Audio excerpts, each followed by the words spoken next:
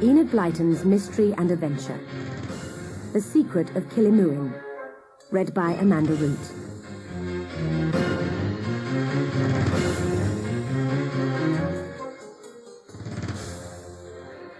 "This is going to be a great holiday," exclaimed Peggy Arnold, spreading out a map of Baronia.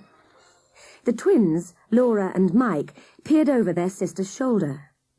"There's the King's Lodge where we'll be staying." Mike pointed to a spot on the Killimooin Mountains. "And that's the secret forest that Prince Paul told us about," added Laura. Their friend Jack, who lived with the Arnolds, was reading a letter from Paul inviting them all for a holiday in Baronia. "You won't like this, Ruby," he said, grinning at the children's nanny. "Paul says there's something all adults have to do when presented to the king. Listen. When presented to my father, the King of Baronia, adults must kneel before him, remove one of his shoes and throw it over their shoulder. Then they must announce, 'The King's feet go everywhere.'" "What?" exclaimed Ruby. "I'll look a right fool throwing the King's shoe in the air." The children roared with laughter, and Prince, their handsome collie, barked excitedly. "I'm longing to see Baronia," said Laura impatiently.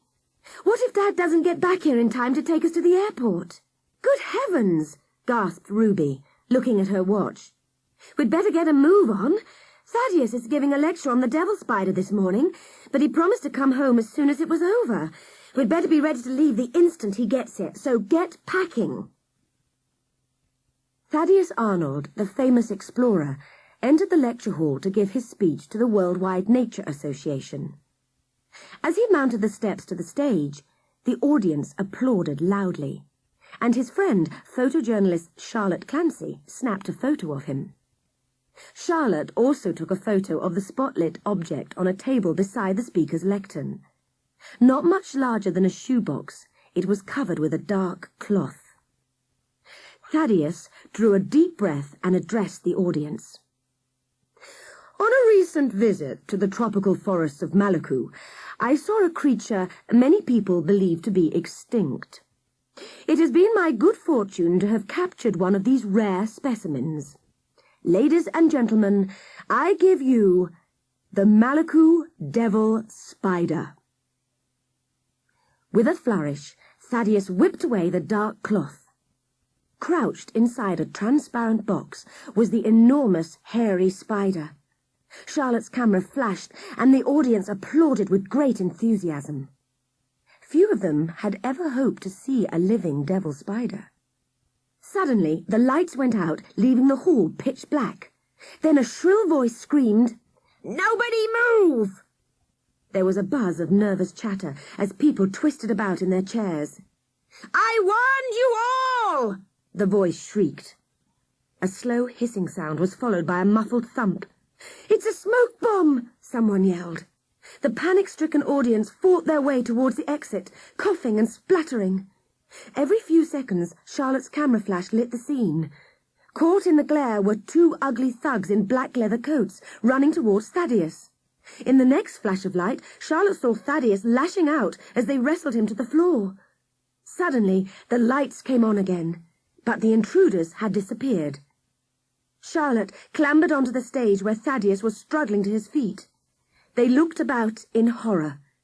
The spider and its case were gone. The getaway van screeched round a corner at high speed, and a thug named Block was flung against the door. He glared at the driver. He had the box containing the devil spider gripped between his knees, and a mobile phone at his ear. "I've got the spider, master," he whined to his boss. "But that journalist woman was there taking pictures." Block winced as his boss, Clovis Monk, screamed down the phone. "Charlotte Clancy, our paths have crossed before. Capture her, Block. Bring her to Killimooin." Block twitched nervously. "Yes, master." He clicked off the phone. As always, Block was dressed totally in black. He wore a leather coat and a trilby hat pulled so low on his forehead that it touched the top of his black-rimmed glasses. "Go back, Toad!" he ordered the driver. "We have to get the woman!" Charlotte held her front door open for Thaddeus. "Just how dangerous is the devil spider?" she asked. "Deadly," he said, following her into the living room. "In a small animal, it causes instant paralysis. But the Malaku devil is unique. It carries an antidote to its own poison in a separate sac under its throat. So, if it wants to, it can prevent its victim from dying." Charlotte frowned. "Why would it want to do that?" "To keep its food fresh until it's hungry. It catches small animals and keeps them alive in holes underground." "Oh, what does it do to humans?" "We're much bigger than its usual prey. First, we'd suffer periodic blackouts, then creeping paralysis, and if the antidote isn't given within 48 hours, you've had it." Charlotte shuddered. "Let's look at the photos I took of the spider robbery. My assistant developed them while the doctor was checking you over. They're in my darkroom." She led the way into a room that was bathed in an eerie red glow. Several new photos lay on the workbench. "I know this guy," said Charlotte, tapping one of them. "His name's Damien Block. He's a loathsome creature with an awful twitch and a high-pitched voice. He used to work for a weirdo medical science called Clovis Monk." Thaddeus frowned. "Clovis Monk? That sounds familiar." "A few years back he was involved in a big court case. He was accused of attempting to poison his partner with snake venom, but it couldn't be proved," Charlotte said. "How did you learn all this?" asked Thaddeus. "His criminal activities were exposed in a newspaper, and the investigative journalist on his case was yours truly." "So, where's Monk now?" "No one knows," she said, glancing at her watch. "Thaddeus, do you realise it's 1 o'clock?" He looked at her blankly, surprised by the sudden change of topic. "Your kids? Airport? Baronia?" Charlotte prompted. "Oh, no," he gasped. "You're an angel, Charlotte. Oh, they'll never forgive me if they miss their flight," he said, dashing out of the room and heading for home. Charlotte was looking over her prints again when she heard a noise in the living room. Going to investigate, she found herself face to face with Damien Block. "Good afternoon, Miss Clancy," he whined. Before Charlotte could utter a word, she felt a cold spray stinging her face. She slumped into a woozy heap on the floor. Block put down his briefcase. Hurrying into the darkroom, he began gathering up the incriminating photographs of himself, flinging everything else onto the floor. Charlotte drifted into consciousness and struggled up onto one elbow. Then dizziness overcame her and she collapsed, knocking over Block's briefcase as she fell. Its contents spilled across the carpet. Block came back from the darkroom and stuffed the papers into the briefcase. Then he pulled out his mobile phone.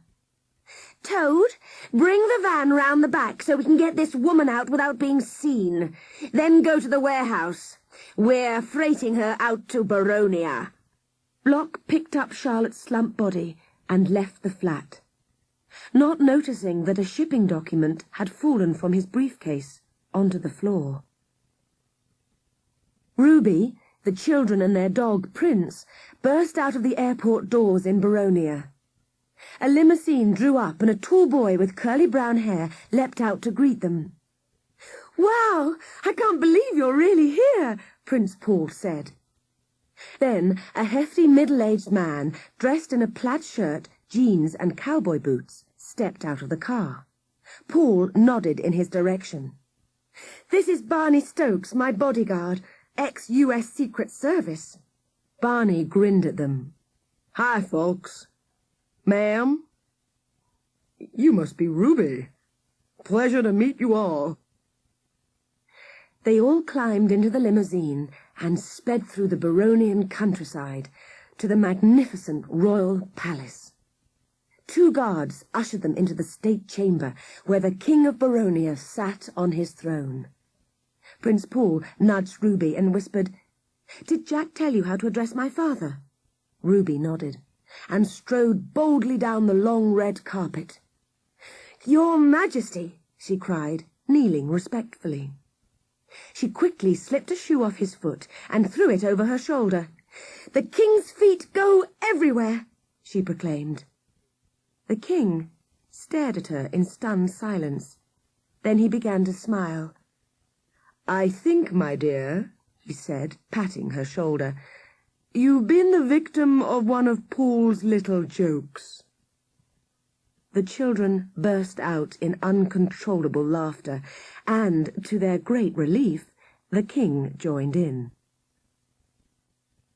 Deep beneath the secret forest of Killimooin, a guard was thrust into an underground laboratory. He had been caught trying to escape. "You snivelling little deserter!" roared his commander, dressed like all the guards in camouflage gear, with a balaclava masking most of his face. He shoved the prisoner into a chair. The electronically controlled door slid open. The commander stood to attention and saluted briskly. "Fugitive apprehended in Killimooin Mountains, sir." Clovis Monk, the mastermind behind the spider robbery, entered the lab. He was a bearded man of about 50, with bright blue eyes and grey hair falling halfway down his back. He wore a crisp white linen suit and white brogues. Monk sat down at his desk. He picked up a glass case, staring at the huge spider inside. Then he swung round to the prisoner. "Hold him down," he ordered the guards. The young man trembled and began screaming in terror. "Let it be known that this is the only penalty for desertion." Monk released the Malaku devil spider onto the man's arm and smiled as it plunged its pincers into his skin. He watched the prisoner slump over, then turned to the video screens above his desk. Each one showed a different scene in the secret forest, relayed by surveillance cameras. Block burst into the room. His face twitched nervously as he held out the box he had stolen from Thaddeus. Monk almost purred with pleasure. He took the box and stroked it tenderly. "Now we have a mate for my own devil spider." He looked at Block. "Where's the Clancy woman?" "She arrives tomorrow night, master." "Good." Monk turned his glittering eyes to the spider. "The queen of the Malaku devils. But will she give us the antidote?" He placed the container on the table, selected a syringe, and inserted the needle into the spider's sac. A pale green liquid was drawn up into the syringe. When it was full, Monk withdrew the needle and transferred the antidote to a test tube. "Now, let's see if this spider's antidote counteracts the poison of another spider." Monk turned to the body of the captive guard, lifted his head, and trickled the liquid into his mouth. "If I'm right," said Monk, "he should recover within seconds." The guard spluttered and moaned. "I knew it!" Monk cried triumphantly. "Take him away and observe him." Two guards dragged the captive from the room. Block dithered anxiously. "Master, I've been informed there will be visitors to the Royal Killimooin Lodge tomorrow." "I know," said Monk, "but they won't be staying long. They're going to find a little welcome committee waiting for them." He smiled. "A hairy one. Ha, ha, ha." The morning after the spider robbery, Thaddeus was worried about Charlotte. He'd left several messages on her answer phone, but she hadn't returned his calls. He decided to go round to her flat. When he arrived, he was startled to find the front door wide open and an overturned chair in the living room. Hurrying into the dark room, he stared in disbelief at the chaos of photographic equipment and papers. He quickly scrabbled through the mess on the floor. There wasn't a single negative or photograph left of yesterday's robbery at the lecture hall. He went back to the living room and slumped down on a sofa, his brain racing. He noticed a piece of paper on the floor beside him. It was a shipping invoice, and it certainly wasn't Charlotte's. The logo at the top read, Universal Storage and Shipping Company. Thaddeus decided to investigate. Could Charlotte have been kidnapped by the same people who had taken the spider and the incriminating photographs, he wondered. He decided to begin his search at the shipping company. 20 minutes later, Thaddeus arrived at the company's warehouse. Creeping past the two thugs in the guard box, he sneaked inside. It was the size of an aircraft hangar, with rows of wooden crates and cardboard boxes stacked floor to ceiling. He heard footsteps. Someone was coming. Thaddeus backed away quietly down one of the aisles. Suddenly, he collided with someone who was backing round the stacks from the opposite direction. "Thaddeus!" It was Charlotte. They beamed at one another. "I thought you were one of Block's henchmen," she whispered. "They locked me in a wooden crate, but I managed to cut my way out, using a 2-inch nail." "Someone's coming," Thaddeus whispered. "There she is! Grab her!" shouted one of the thugs. Charlotte and Thaddeus raced off, searching wildly for an exit. From the angry shouts of their pursuers, it was obvious that they'd only seen Charlotte. Running round a corner, Charlotte gripped the edge of a low box, pulling down an avalanche of boxes and blocking the aisle behind them. She turned to Thaddeus in triumph, only to see him sway and collapse in a faint on the floor. "Thaddeus, what's the matter?" whispered Charlotte, frantically trying to revive him. Gripping his shoulders, she dragged him behind a stack of boxes. Then she swung into one of the aisles and ran straight into the clutches of the two thugs. She struggled and lashed out at them. Neither of the men noticed that a wallet had fallen from one of their pockets onto the warehouse floor. Thaddeus drifted back into consciousness and listened helplessly as the two men bundled Charlotte away. He crawled out from behind the stack of boxes and saw the wallet that had been lost in the scuffle. Quickly, he went through it, looking for some clue as to who might have kidnapped Charlotte. He pulled out a card with a black security strip on one side. On the other side was a bright silver spider emblem, and the words, Clovis Monk Laboratories. Meanwhile, the two thugs had bound Charlotte's hands and feet and dumped her into another shipping crate. Pressing her ear to the wooden slats, Charlotte could just make out the guard's conversation.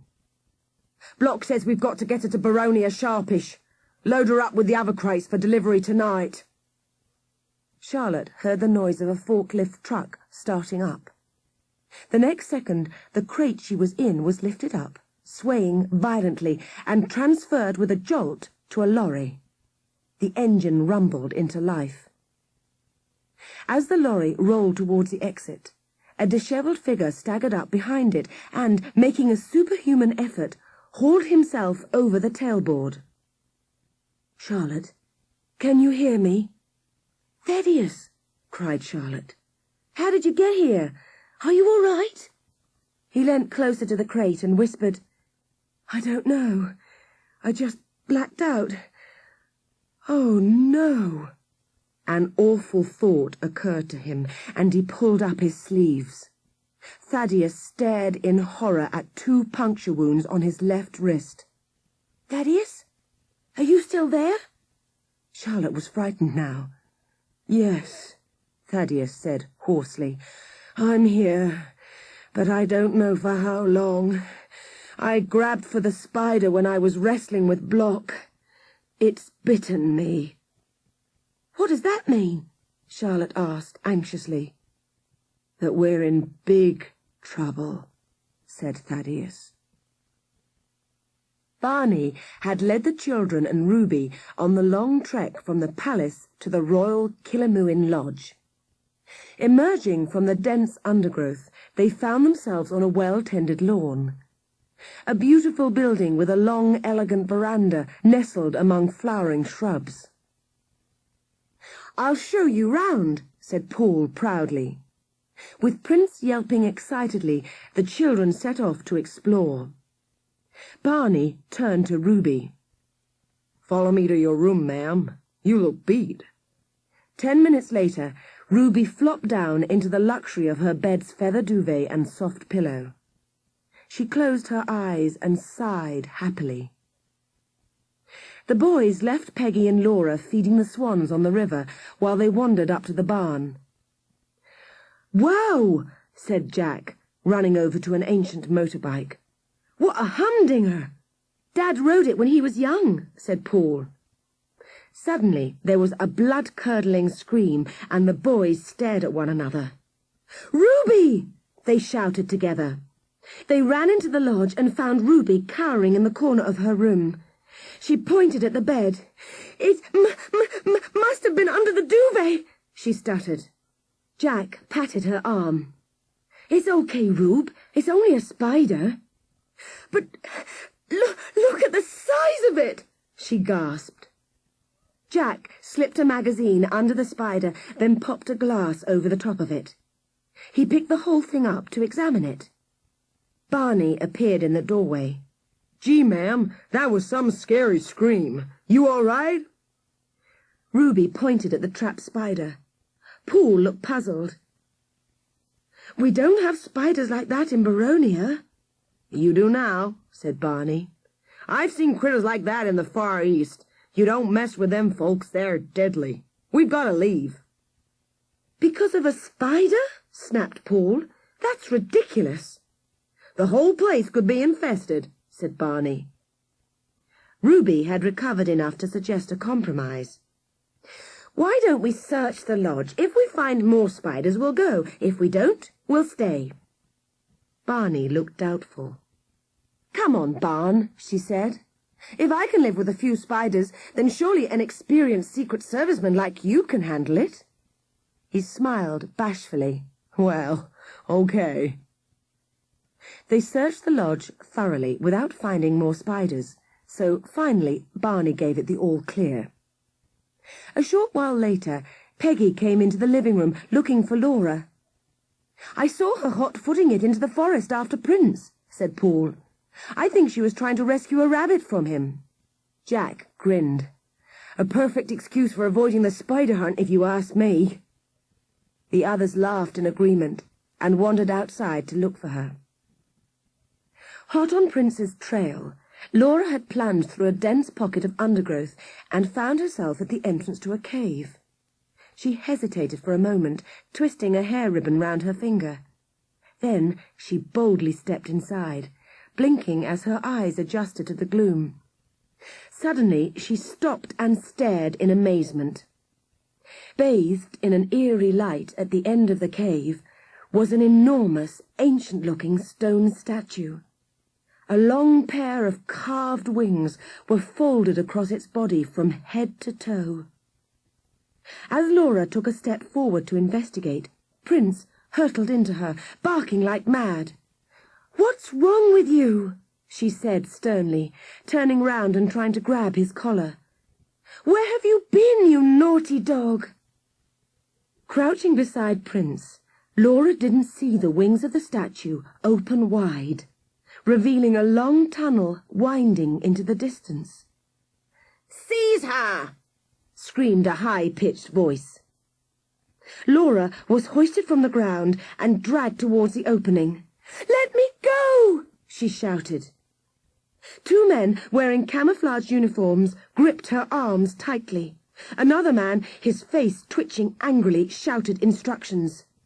"Prince!" screamed Laura desperately. "Fetch Jack! Fetch Peggy! Go!" As Prince raced away, she was hauled through the entrance into the neon-lit tunnel beyond, and the wings of the statue closed behind her. Back at the lodge, Ruby and Barney met up with the 4 other children. "Any luck?" asked Ruby anxiously. Paul shook his head. "Not a sign of Laura anywhere. What do we do now?" Everyone looked at Barney. "Let's search this part of the mountain," he said. "If Laura's lost her way or had a fall, I bet my bottom dollar it'll be here." Just then, Prince came bounding out of the undergrowth, barking wildly. Jack stroked his head. "Prince, do you know where Laura is?" he asked, hopefully. Prince whined and backed away towards the forest track. "He wants us to follow him," cried Peggy. "Let's go!"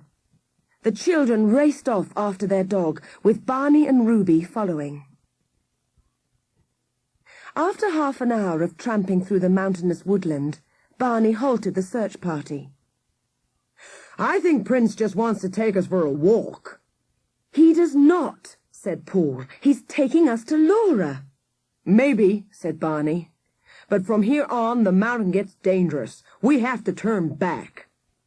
"Well, I'm going on," Paul said, and stomped off. Barney pleaded. "Paul, please, this isn't helping any." Paul continued to walk away, and Barney shouted, "If you don't come back right now, young man, I'll have to tell your father." "Good," Paul said defiantly. "And you can tell him that you couldn't even be bothered to look for my friend." Jack, who had wandered off on his own, suddenly burst out of the bushes, spluttering with excitement. "Quick, down here!" he yelled, pointing to the cave that Laura had found. The others rushed after him into the darkness. Ruby took one look at the winged statue and gave a long whistle. Prince was scratching madly at its base. "What is it?" said Peggy, trying to silence the frantic dog. Paul stepped forward to examine the statue. "This is Bolton, king of the underworld and feared by the ancient Baronians." Prince was now whining quietly. As Peggy bent over to pat him, she picked up a blue ribbon. "It's Laura's hair ribbon," she cried. "You see," said Paul, "Prince is trying to lead us to her." "Oh, come on, Paul," said Barney. "Prince could have brought that in here himself. We'll go back to the lodge." He herded them out of the cave. "I'll phone the Royal Guard and have them come and do a search, okay?" The lorry swayed from side to side as it wound its way through the Baronian mountains. Thaddeus leant against Charlotte's crate, feeling sick and dizzy. "You have to get yourself to a hospital," whispered Charlotte. "No point. Only the spider's antidote will cure me." "So, what can we do?" she asked. Thaddeus sighed. "At the moment we have to stay in this lorry. Block and his men are following Monk's orders. With luck they'll take us to the spider." Thaddeus lay down on a stack of tarpaulins and closed his eyes. Before long he lapsed once more into unconsciousness. Block and the guards dragged Laura to a laboratory in Monk's underground headquarters. Gazing round, she shuddered at the sight of an enormous spider in a glass box. It looked like the one they'd captured in Ruby's bedroom. "And come to think of it," she thought, "it's just like Dad's Malakoo devil spider." Clovis Monk strode into the lab and glared at Laura. "Who's this?" Block twitched nervously. "I found her in the cave, Master." "Who are you?" Monk shouted. Laura stared back at him defiantly. "You have a tongue? Use it!" "My name is Laura Arnold. I'm from England, and you've no right to keep me prisoner." "You're in no position to lecture me," sneered Monk. "What were you doing in my cave?" Laura scowled. "I was only looking for my dog. Please, let me go home now." Monk shook his head slowly. "Knowing the secret of Bolton's statue? I think not." Monk swept out of the room, followed by his own 2 bodyguards. Ruby and the children had settled down for the night in their rooms at the lodge, while Barney slumped drowsily in a chair by the living-room fire. In the boys' room, a large, hairy spider crept over Mike's bedclothes and walked down his pyjama leg. It sunk its pincers into his foot, then scuttled away. Mike screamed and sat bolt upright. Jeepers, Mike, growled Jack sleepily, switching on the lamp. You all right? Mike smiled sheepishly. Sorry, Jack. Dreamt I'd been bitten by a humongous spider. Paul yawned. Since we're all awake, what do you think of Barney's theory that Prince took Laura's ribbon into the cave? No way, said Jack. She must have been there. The door opened and Peggy shuffled in. Couldn't sleep. I thought I heard wolves howling. Are there wolves, Paul? asked Mike. Paul nodded. Peggy shivered. Why hasn't the Royal Guard arrived here yet to search for Laura? Paul stood up. I'll phone Dad and find out. The door closed quietly behind him. The wolves might get Laura, said Mike, suddenly frightened for his twin. Shut up, Mike, you misery, said Jack. Peggy sighed. Oh, I wish Dad were here. He'd know what to do. Paul tiptoed back to the bedroom. The blasted phones aren't working, he said. So we still don't know when the Royal Guard will arrive, Peggy complained. There's only one thing to do. Jack pulled his clothes on. We have to go back to search that cave. Right. Paul grabbed his clothes too. Mike suddenly rolled back on his bed. I feel so dizzy, he moaned. Peggy felt his hot forehead. Mike, you stay here and rest. Don't worry, we'll find Laura. She pulled the duvet up under his chin, then hurried to her room to get dressed. The three children crept slowly down the stairs and into the living room. Barney had fallen asleep in the armchair and was snoring heavily. Paul waved them on towards the door, and with Prince close behind, they slipped outside. In her bedroom, Ruby woke suddenly. She'd heard a noise somewhere in the lodge. She got out of bed and tiptoed to the boys' room. 2 of the beds were empty. Mike! She shook him awake. What? Said Mike drowsily. Where are the others? Looking for Laura, he murmured faintly. Oh, no, Ruby sighed. She rushed back to her room, dressed quickly, and hurried down to where Barney slept in the armchair. Oh, some bodyguard, she muttered, and went out alone into the night. Lighting their way with a torch, Peggy, Jack, and Paul made their way into the cave. Prince bounded ahead. When he reached the statue, he snuffled round its base, yapping and whining. "Look at Prince," said Paul. "There must be a clue here. Let's each take a section of the statue and go over it carefully." "Good idea," said Jack. He reached up and began to examine the statue's head. "Hold on," he cried. "There's something in this ear. I can't quite reach it. It's like a trigger. I'll pull it." With a grating noise, the wings of the statue slid open. For a moment the children were speechless. Then they stepped into the brightly lit tunnel beyond and crept forward cautiously. Peggy heard a noise and spun round. Ruby was running up to the statue on the cave side, but she was too late. The wings of the statue closed over the tunnel entrance. Ruby thumped her fists uselessly against the stone. "Please come back," she pleaded. "No, calm down," she told herself, trying desperately to think straight. At last she decided to go and get Barney. As she headed back along the forest track, Ruby saw the headlights of a lorry sweeping through the darkness.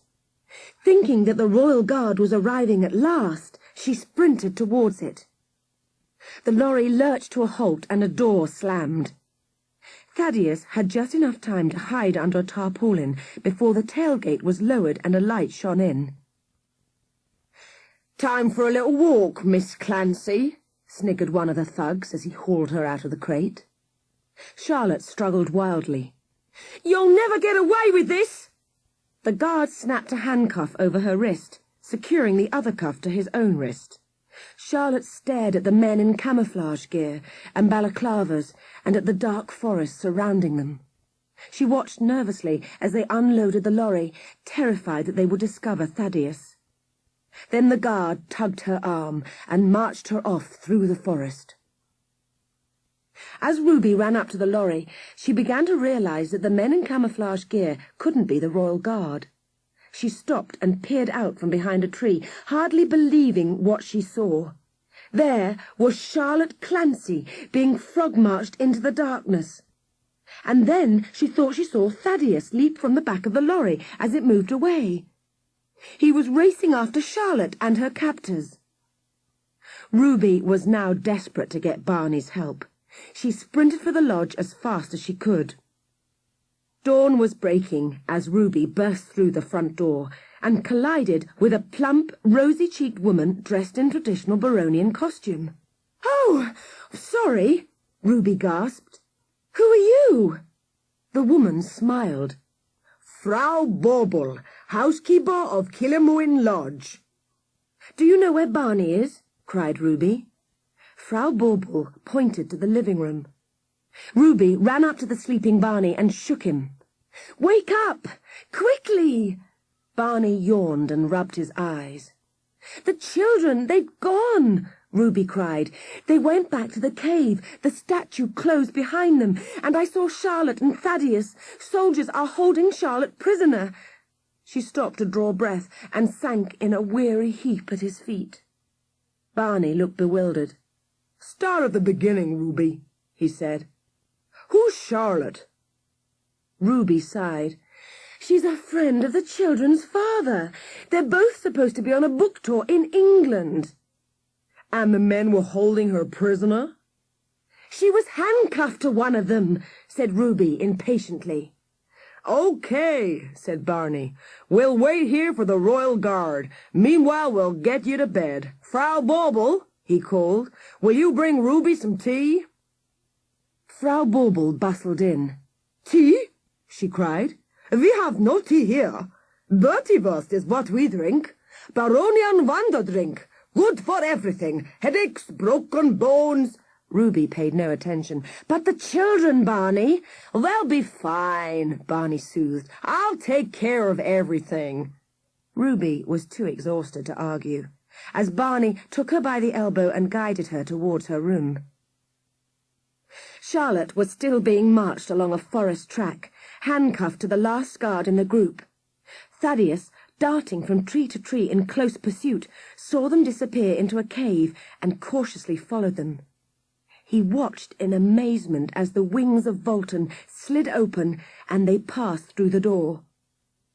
As the statue's wings began to close, Thaddeus leapt over to the tunnel entrance and managed to slip through before the doors ground shut. Peggy, Paul and Jack were far ahead of Charlotte and the guards. "Where do you think this tunnel leads?" asked Jack.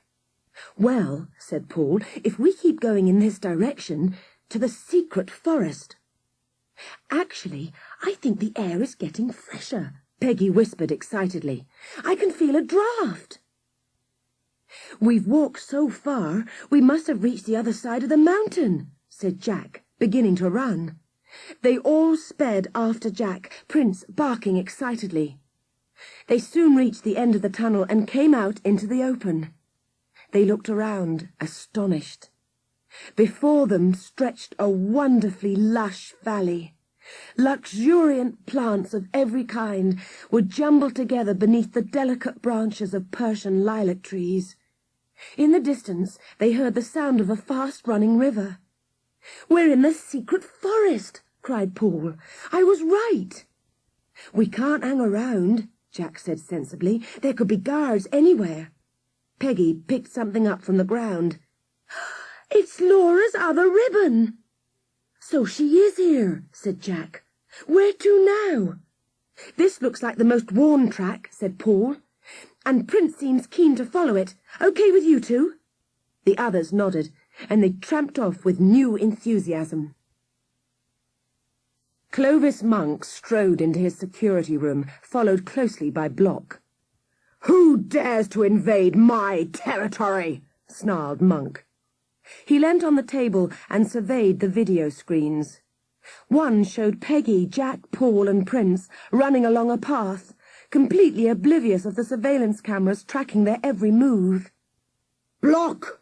Get up to the forest and bring them in!" Monk shouted. "I'll activate the trap in Sector 4, and Block, no mistakes!" Block fled the room, twitching and sweating. Monk looked at Laura. "They're rats in a trap, my dear," he muttered as he tapped the release key. Laura watched the video screen in horror as a web-like cage plunged down from the canopy of trees, imprisoning the 3 children beneath it. Monk roared with laughter. Laura gritted her teeth. "You haven't got them yet, you beast!" "See for yourself, whipper-snapper," cried Monk. "It won't be long before you're all my little lab rats." Inside the trap, the children tried frantically to pry the bars apart. "It's no good. We can't shift them," moaned Peggy.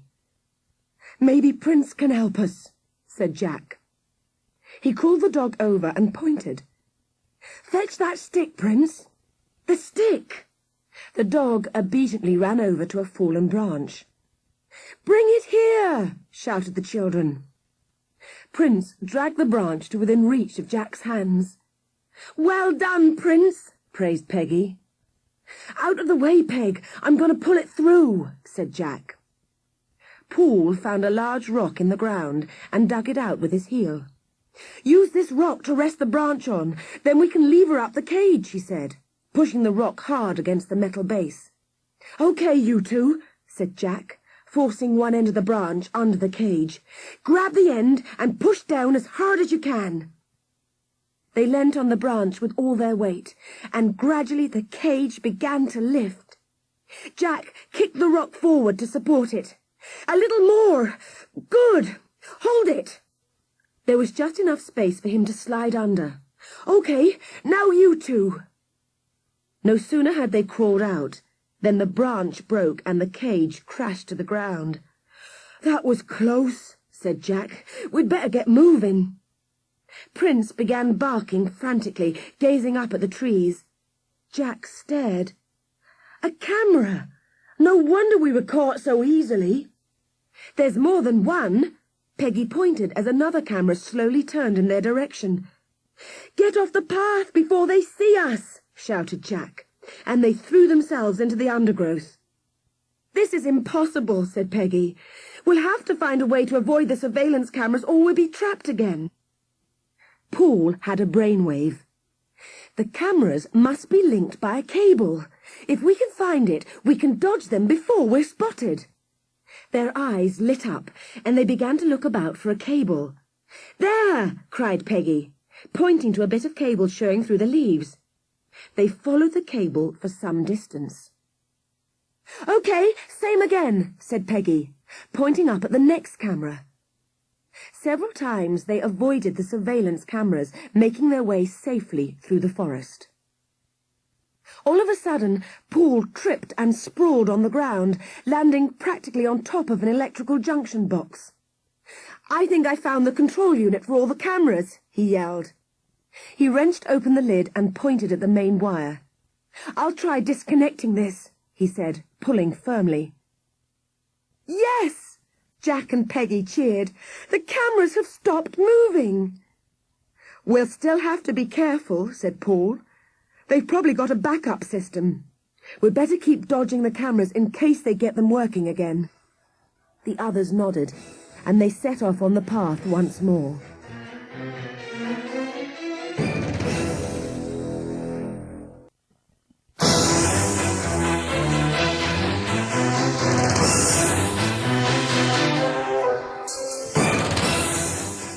Charlotte and her guards trudged on through the secret forest. She looked from side to side, trying to assess the chances of escape. Out of the corner of her eye, she saw a bush move, and Thaddeus suddenly popped his head up. Charlotte gasped. The guard looked at her suspiciously, but Charlotte gave him an innocent smile. A high-pitched laugh made her spin round. So nice to see the award-winning journalist. Block walked towards her, a cruel smile on his face. "Tell your gorillas to take the handcuffs off me," demanded Charlotte. You are completely in the master's power. You can't dictate to us. Suddenly, a movement in the bushes caught his attention, and Block stepped off the path to investigate. Charlotte had to think fast. If she couldn't manage to distract him, he'd discover Thaddeus. Hey, did I still call you Twitchy? She called. Block stopped dead in his tracks. What did you call me? He squawked. Charlotte grinned. She had him now. The nickname the papers gave you during the trial. Block's eyes blinked uncontrollably, and his neck stiffened. No one calls me that. Understand? Charlotte laughed. You mean none of these guards ever call you Twitchy? I'll bet they want to. Block turned to the commander and screamed hysterically. Gag her if she says that word again. Now, get moving. Warily, avoiding the cameras, the children made their way down the forest track. Shh! A guard! Jack put a finger to his lips, and they all sank back into the undergrowth. Peggy's fingers grazed against something cold and hard, jutting up out of the ground. As soon as the guard was out of sight, she beckoned to the others to come and look. Brushing aside the leaves, they could see an opening about 1 metre square, covered by a metal grill. "It's a well or shaft of some kind," whispered Peggy, lifting the grill. "It only goes down about 2 metres, then it seems to turn at a right angle," said Paul. "Of course," exclaimed Jack. "It's a ventilation shaft. The thugs must have their headquarters underground. I'll bet they have Laura down there." "There's a ladder going down the side of it," said Peggy. "Let's go down and look for her." The children clambered into the shaft and pulled down the grill. Prince gave a low whine. Peggy's voice floated up to him. "You can't go down a ladder, Prince. Stay where you are. We'll be back soon." Prince slumped down despondently beside the grill. Thaddeus cautiously approached the camouflaged entrance to Monk's base. A few moments before, he'd seen Block and the guards march Charlotte through its steel door, making it open by sliding a card through a box in the wall. He took out the card he'd found in the guard's wallet back at the warehouse in England and swiped the card through the security panel. Yes, that was it. The door slid open. Thaddeus slipped through the entrance and started to run down the passage. The 3 children climbed to the bottom of the ladder. Passing a whirring extractor fan, they crawled along the next section of the ventilation shaft. Jack held up his hand. "Listen! Voices!" he said. The children inched forward to peer through a square grill. Pacing to and fro in the room below was a long-haired man in a white suit. Glaring at a wall of blank video monitors, he shouted at a guard sitting at a computer keyboard.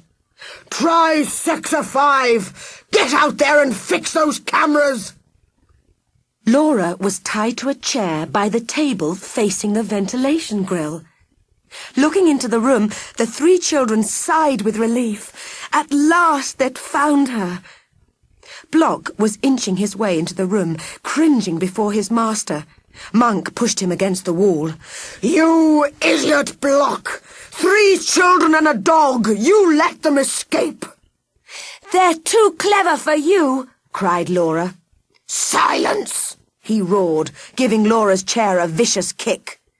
"Don't shout at me, you horrible man!" she yelled back. Block whined for forgiveness.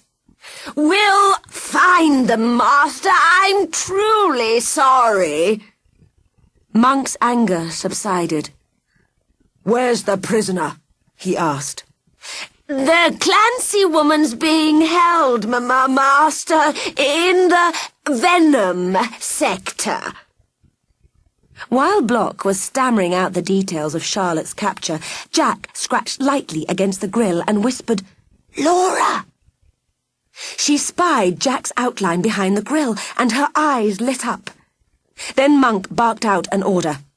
"Bring the girl, Block, and follow me." Block untied Laura, yanked her out of the chair, and dragged her along behind Monk. Laura gave Jack a despairing look as the electronic door closed behind her. Jack pushed open the grill, jumped onto a filing cabinet, and from there sprang to the floor. Paul and Peggy followed, shutting the grill quietly behind them. Peggy looked at the clatter of boxes and equipment on the table. A security card emblazoned with a spider emblem caught her eye. "I think they used a card like this to open the door," she said quietly. They crept to the door and peered through its glass panel. "All clear," whispered Jack. Peggy swiped the card through the security panel, and it worked. The door opened and they hurried out into the corridor. Back at the lodge, Frau Bauble bustled into the boy's bedroom with a broom and spotted Mike in the bed. "You asleep, little potato?" she asked, feeling his forehead. It was ice cold. Ruby appeared in the doorway, yawning and stretching. "Morning, Frau Bauble." She noticed the look of concern on the housekeeper's face and hurried to Mike's bedside. "What's wrong, Mike? Wake up!" Ruby felt his brow.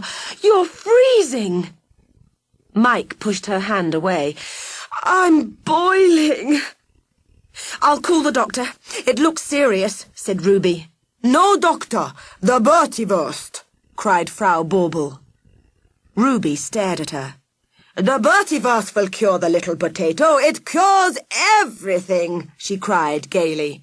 "It is a medicine from wild mountain flowers. I pick some now." Ruby plumped up Mike's pillows, then ran downstairs to find Barney. She heard him talking as she burst into the living room. "Yeah, I'll do it immediately." Barney put down the phone. "Was that the Royal Guard?" Ruby asked eagerly. No, it was, well, Nothing," Barney stammered. "Listen, Barney, where are the Royal Guard?" "They're here. They're setting up a command post in the barn. I'll take you there," said Barney, leading her onto the porch and towards the barn. "Well, where are they?" Ruby asked. Searching the grounds. The commander's using the barn as an office. After you," said Barney, letting her go first. Ruby stepped inside and looked around. "Is this a joke, Barney?" she asked. The only thing in the barn was a cream-coloured nanny goat. "I'm afraid not," Barney answered, slipping a rope over her shoulders and pinning her arms to her sides. "What's going on?" shouted Ruby. "Don't struggle. You'll only make it harder for both of us," said Barney, miserably. "So you're in on this too!" Ruby cried furiously. Barney picked her up and plonked her down on a bale of straw. He tied another rope round her ankles and fastened a piece of fabric across her mouth. "I'm truly sorry, Ruby." He left the barn, bolting the door behind him. As Barney trudged back to the lodge, his mobile phone rang. "Hello? Not yet. I was just about to," he muttered into the receiver. "Yes, I understand the penalty for failure." He flicked the phone off, went into the lodge and fetched his knapsack. Frowning thoughtfully, he drew out a small glass box. He stared at the venomous spider inside it and began to sweat. "I don't want to do this to you, Ruby, but I have no choice." Ruby's calls for help were heard by no one but the goat, who nuzzled her hands and began nibbling at the rope round her wrists. Ruby chuckled to herself as the goat chewed away happily. "Rescued by a goat," she thought. "No one will ever believe it." At last she could flex her arms, and soon she felt the rope give way entirely. She wrenched the gag from her mouth and sighed with relief. "Oh, thanks, pal," she said, scratching the goat under the chin. She spotted a saw hanging on a nail, pulled herself up and jumped towards it. Then she hacked at the bonds round her ankles until she was free. Looking about the barn, she noticed a magnificent old motorbike, and next to it a dusty helmet and a pair of goggles. She pulled them on and wheeled the motorbike into the centre of the barn. Barney plodded back towards the barn with a heavy heart. As he reached the door, he held up the glass box and stared at the poisonous spider. No, he couldn't do it. Lifting the lid, he gently tipped the spider onto a rock. "Goodbye, pal. You're gonna love the great outdoors." An engine roared inside the barn. Barney flung open the barn door. "No, Ruby!" he screamed, as Ruby thundered past him on the motorbike. Barney ran after her, yelling, "Ruby, come back! I wasn't gonna hurt you, honestly!" In the venom sector of his secret laboratories, Monk cradled a large glass case containing several spiders. "We meet again, Charlotte Clancy," he said. "How does it feel to be on the receiving end for once?" He snorted with amusement. "Cut the cackle, Clovis! Why have you kidnapped me?" Charlotte folded her arms defiantly. Monk pulled a small glass phial containing a pale green liquid from his pocket. "This is a very special spider poison. It induces paralysis, followed by death in 48 hours, Charlotte finished the sentence. Monk sneered. "But this poison is different. This spider produces its own antidote." He pulled out an identical phial from his other pocket. "All I need now is a final test." Charlotte had to get hold of the antidote in Monk's hands. Thaddeus needed it. Forcing herself to sound calm, she asked, "Why is this poison different?" "If you take it, you become both alive and dead at the same time. No breathing, no heartbeat, but still alive. For years, if necessary." Monk put the phials down on the table. "But why?" persisted Charlotte. "Allow me." He tapped into his computer, bringing a map of Baronia onto the screen. "You see the forest river? When my little concoction comes into contact with water, it copies itself. I need only put 1 litre in that river, and it will spread across the entire world."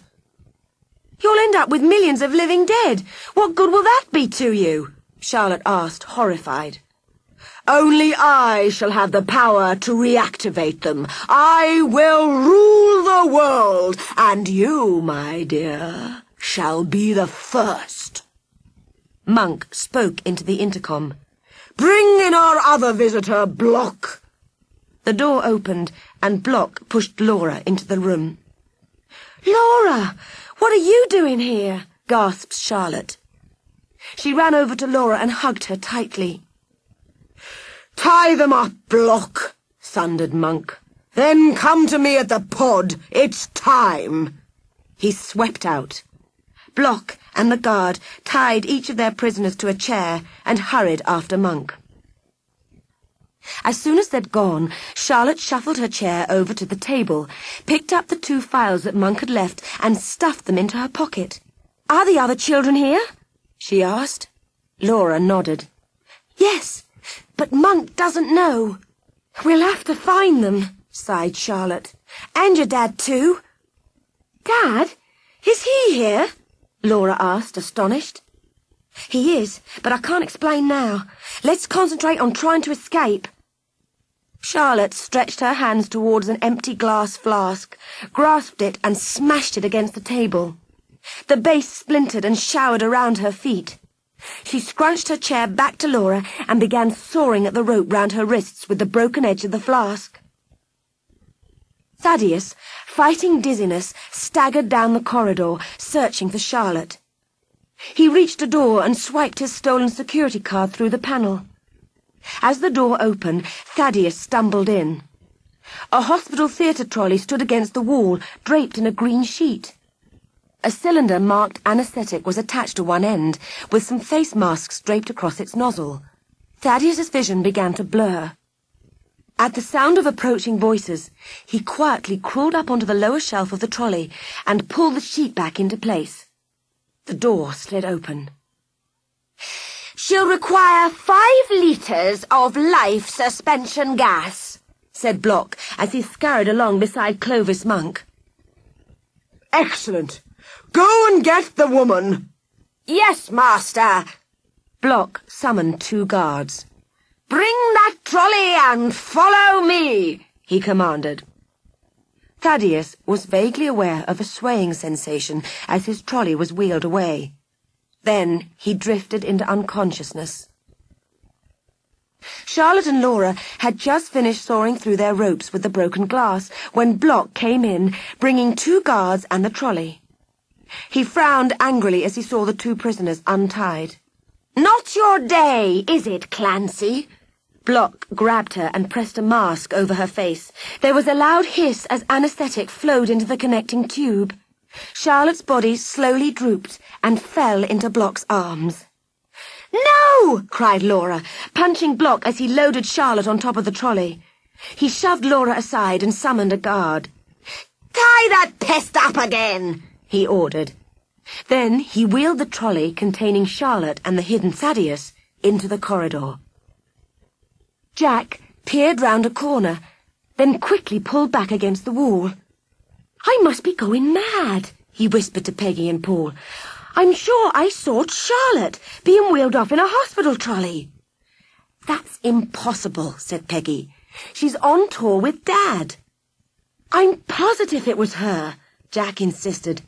"Let's have a look in the room the trolley came out of." They hurried down the corridor and found Laura in the room, tied to the chair. "Are you all right, Laura?" Jack bent down to untie her. "Yes, but they've got Charlotte. They've kidnapped her." She wriggled her hands free and stood up. Her right wrist was bleeding a little. Laura picked up Monk's handkerchief from the table and tied it round her wrist. "Dad's here too," she said. "He was following Charlotte and her kidnappers, but then he disappeared."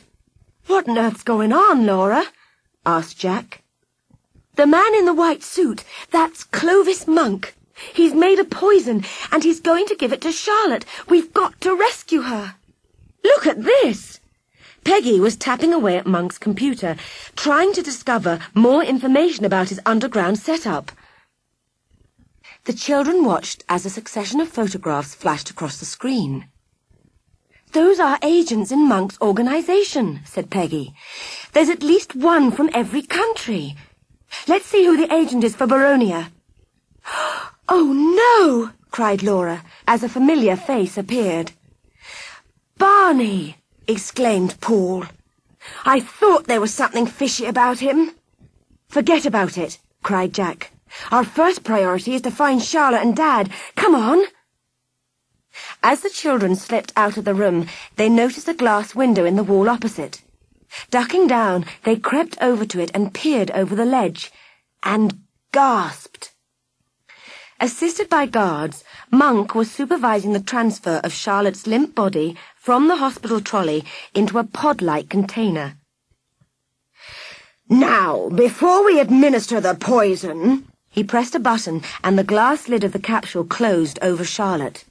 "load the life-preserving gas," he commanded. Block turned a switch and slowly the pod began to fill with a white mist. Monk checked a monitoring unit. "Good. Keep the temperature constant. We don't want our first specimen to perish." His eyes glowed with madness. "He's so horrible," whispered Laura. "We must do something. Oh no, he's seen us! Run!" "Seize them!" screamed Monk. "Don't let them get away!" Block and several guards ran off in pursuit.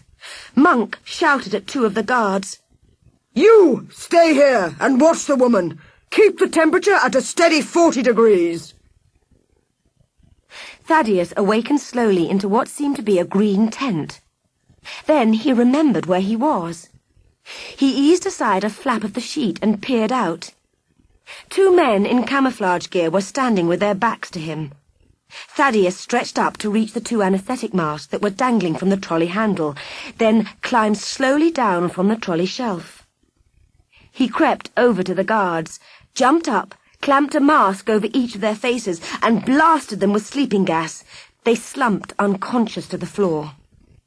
Thaddeus saw Charlotte lying in the pod, and in a panic began tearing at the lid. He couldn't open it. Then he was overcome by dizziness again and collapsed into unconsciousness. The temperature gauge on the pod flashed a warning. Temperature above acceptable level. Danger! Ruby was speeding along on the old motorbike. Suddenly, a jeep screeched to a stop in front of her, blocking her route. She skidded to a halt. A guard got out of the jeep and strode towards her. "Look, I don't know what you want, but you've got the wrong person here," Ruby protested. "I'm just on holiday." She flipped her leg over the bike and backed away. The guard raised his truncheon aggressively. Suddenly, something hurtled past her and struck the guard squarely on the head. He dropped to the ground, unconscious. Ruby grabbed his truncheon as it rolled away and spun round. "Barney!" "I ran after you, Ruby, because I have to talk to you." Ruby held the truncheon in front of her. "Don't you come near me, you obnoxious cowboy!" "Oh, Ruby," he pleaded, "I'm sorry. I didn't want to do it. But a few years ago, when I was a government agent, I sold some secrets to a guy named Clovis Monk, and—" Barney swallowed with embarrassment. "He's been blackmailing me ever since." "You've been working with him all along, huh?" said Ruby scathingly. "Yeah, but it was easy. The king wanted me to keep the kids safe, and Monk wanted to keep people away from the cave. By doing one job, I could do the other and satisfy both parties. But it all went wrong when Laura disappeared." "So you never called the Royal Guard to search for her?" asked Ruby. Barney nodded. "I disconnected the phones, too, so no one could check. I thought it would all blow over." "What about tying me up like a trussed chicken?" He gave her an apologetic smile. "They wanted me to kill you with a poisonous spider." "Charming!" exclaimed Ruby. "But I couldn't do it," Barney said quickly. "I've been foolish and cowardly, but no matter what they do to me, I would never hurt you. And that's the truth." Barney's mobile phone started ringing. It was lying where it had fallen after Barney had thrown it at the guard. Ruby scooped it up and tossed it over to him. "Hello?" said Barney uncertainly. "No, I haven't." He grew bolder. "And I don't intend to. Your days are numbered, Monk. I'm off to get the Royal Guard." He flung the phone into the depths of the forest. "Well, that was bright," sighed Ruby. "We could have used it to phone the king and saved ourselves a journey." Barney looked mortified, but Ruby only shrugged her shoulders and tossed the truncheon away. She clambered onto the motorbike and said, "Hop on, mister." In the venom sector, slumped beside the pod, Thaddeus opened his eyes and sat up shakily. The bodies of the guards he'd anaesthetized lay next to him. Thaddeus looked puzzled, and then memory flooded back. Charlotte was in danger. He pulled himself up to the pod. Steam was pouring into the capsule and leaking into the room. The danger sign flashed continuously. There was no time to waste. The control panel of the capsule had so many buttons and switches. Hurriedly, he pressed each one until finally the lid of the pod slid open, releasing a great cloud of steam. Narrowing his eyes and holding his breath, Thaddeus leant into the capsule, dragged out Charlotte's body and placed her gently on the floor. He turned to the 2 unconscious guards and began pulling off their uniforms.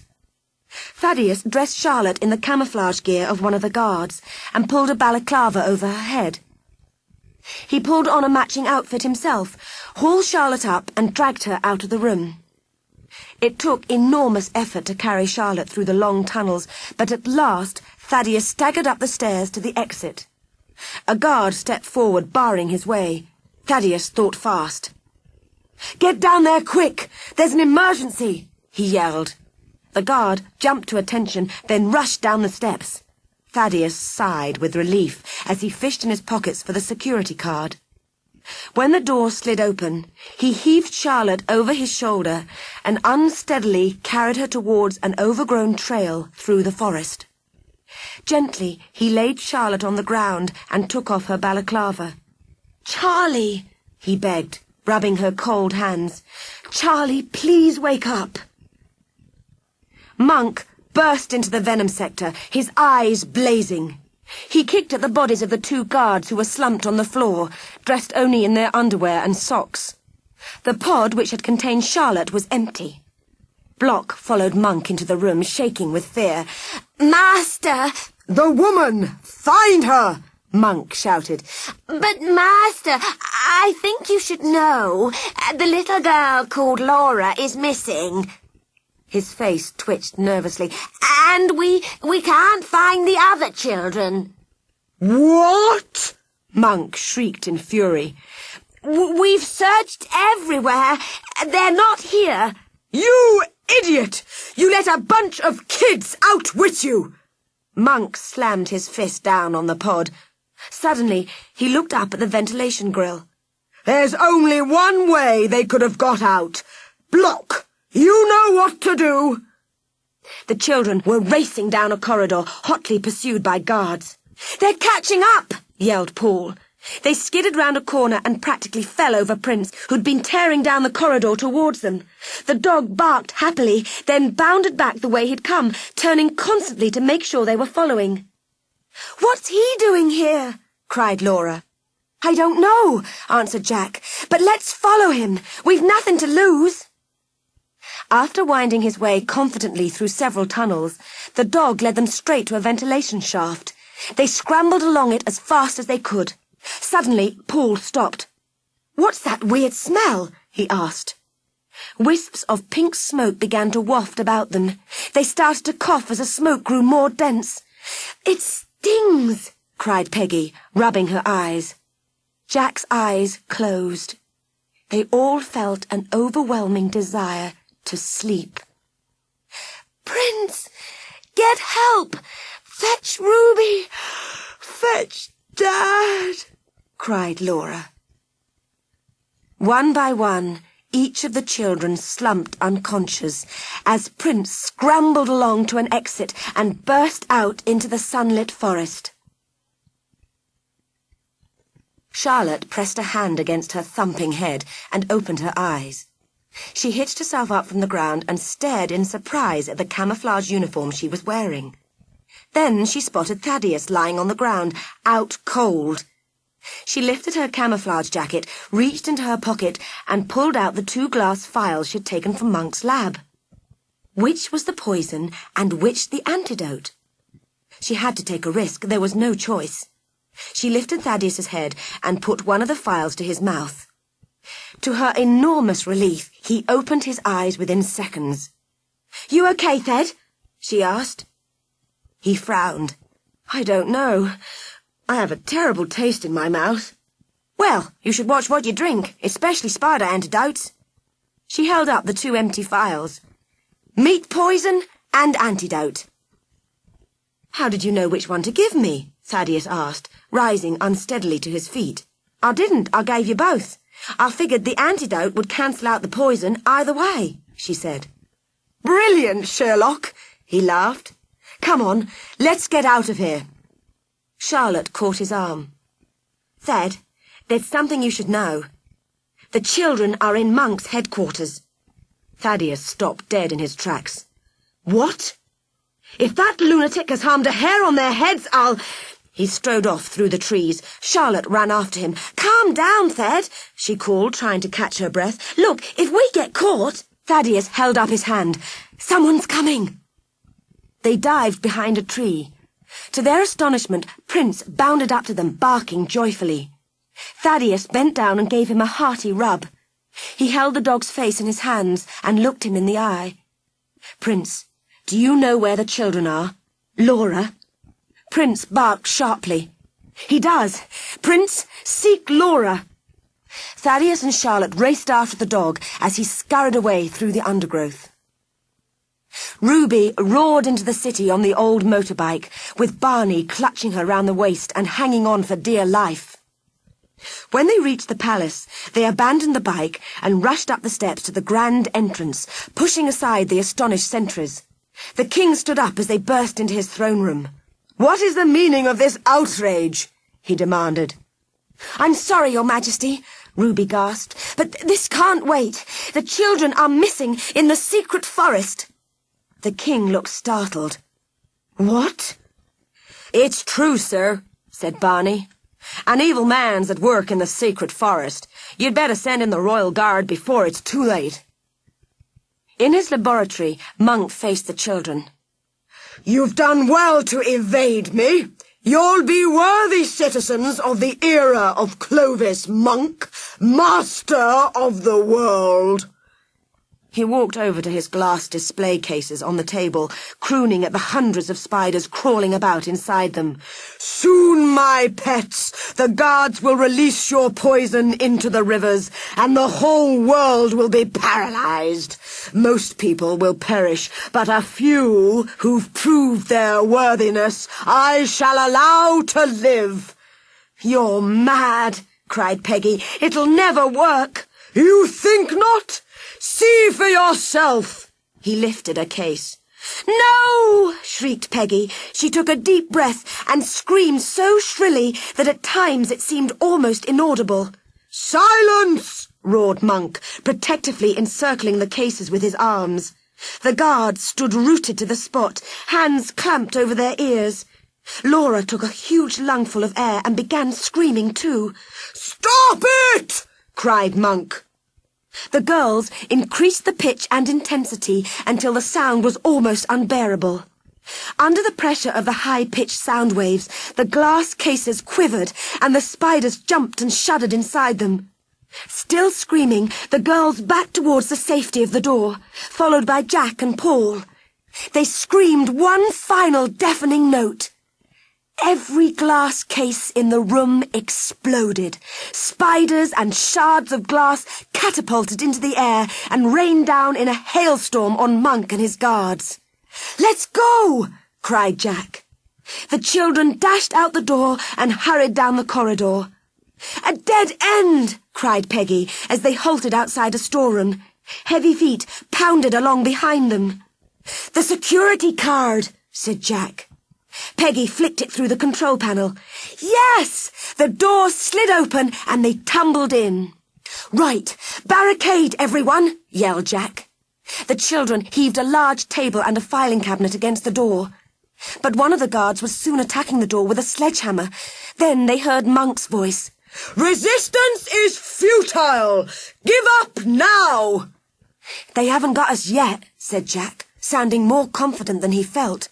Looking miserable, Laura plonked herself against a pile of blue cylinders. Peggy stared at them.